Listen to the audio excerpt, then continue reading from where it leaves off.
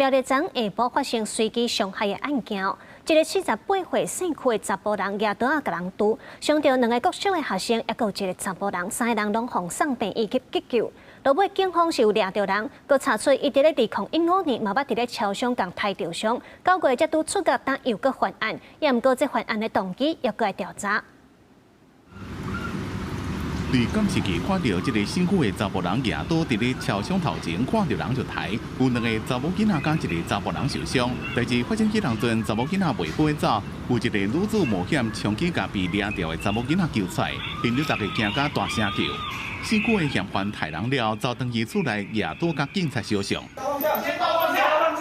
警察举枪喊声，叫伊把刀放落来，伊唔听，就坐遐一直看警察。要支援警力到现场，先分散去注意，上2枪电击枪，甲人压在涂骹。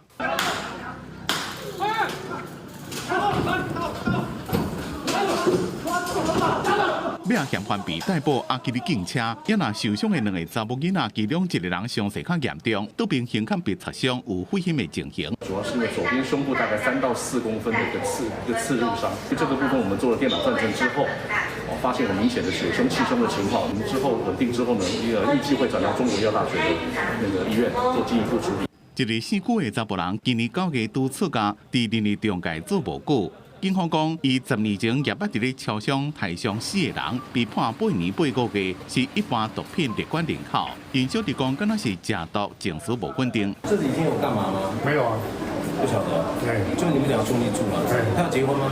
没有。警方会继续调查嫌犯抬人的原因。苗栗县政府找3也伫学校的周边启动活动勤务，保护学生囡仔的安全。记者综合报道。